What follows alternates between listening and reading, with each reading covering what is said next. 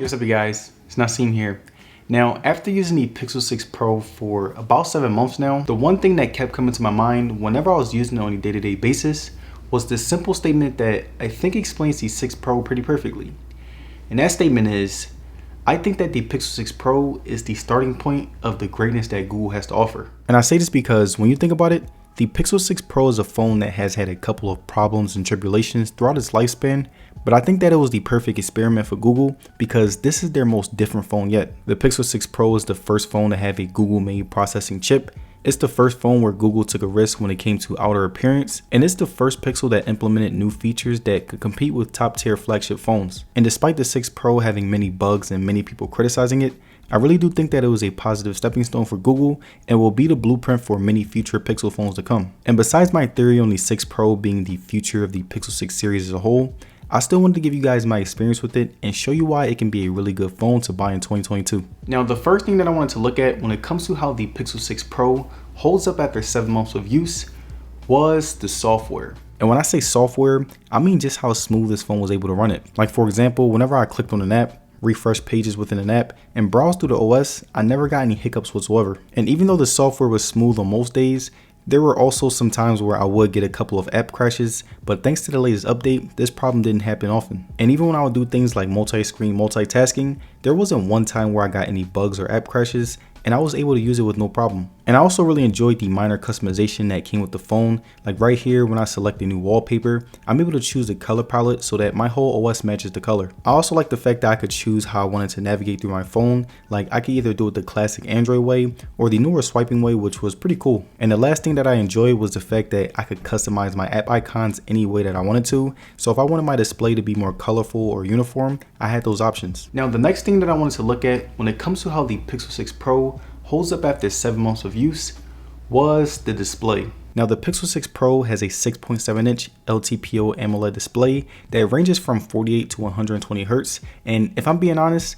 this is the best display that you'll get at this price range. I really love the fact that Google has made high refresh rates the norm within their devices because it looks as smooth as ever. Whenever I'm scrolling through the OS, I get that premium feel, and that goes a long way for me. I also really like how colorful the display was. Like right here, you can see me scrolling through the OS and it's really vibrant, it's really sharp, and it has a really unique feel that only Google can do. I also really loved how responsive the haptics were. Like right here, you can see just how fast it is when I move or press on something, and there were never any times where I got lagging animations. Also, one of my favorite parts of the screen was that the curved display didn't bother me as much. I never got any accidental touches, and the whole experience was pretty good. And when it comes to brightness, the 6 Pro gets around 500 nits, which isn't that great compared to other flagships. The other phones in this price range were brighter, but I was still able to see whenever I was outside and the sun was shining. And even though it worked, it definitely could have been better. And now the last thing that I loved about the display on the 6 Pro was that it had one of the best viewing experiences that you can get on any phone at this price. The colors were nice, the sharpness was nice, and the size gave me a great viewing. And to show you guys what I mean, here's some examples of me watching videos and playing games.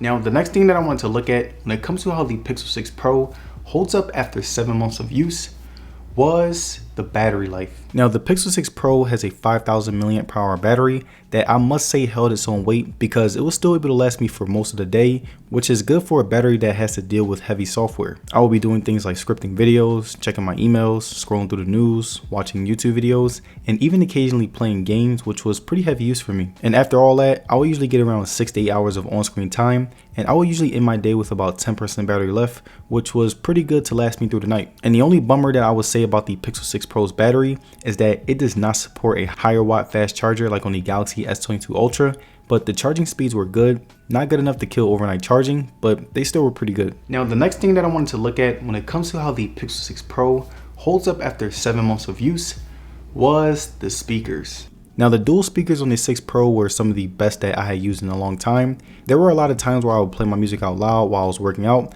and it would become a habit just because of how good they were. The bass was powerful, the sound was crystal clear, and the loudness was really high. I also really liked that whenever I turned up the volume, the quality didn't deteriorate like on a lot of other phones. And to show you guys what I mean, here's an example of me playing a video with the volume all the way up.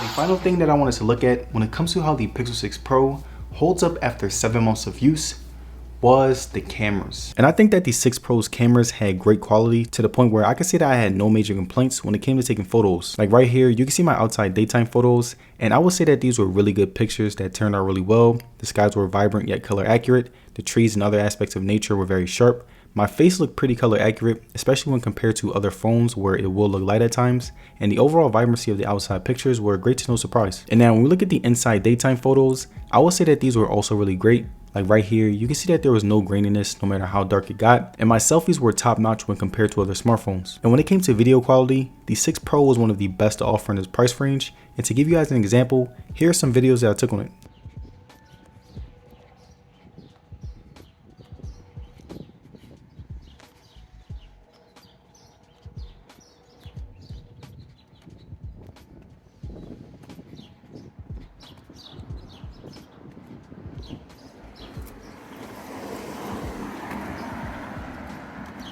And there it is, you guys, my review for the Pixel 6 Pro after 7 months of use.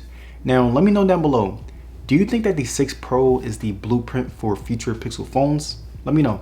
And if you guys made it to the end of this video, I'd like to say thank you for sticking around, and don't forget to like the video and subscribe. It'll be very appreciated. And as far as social media, you can follow me on Twitter and Instagram, and I will see you guys on the next one. Peace. Hey,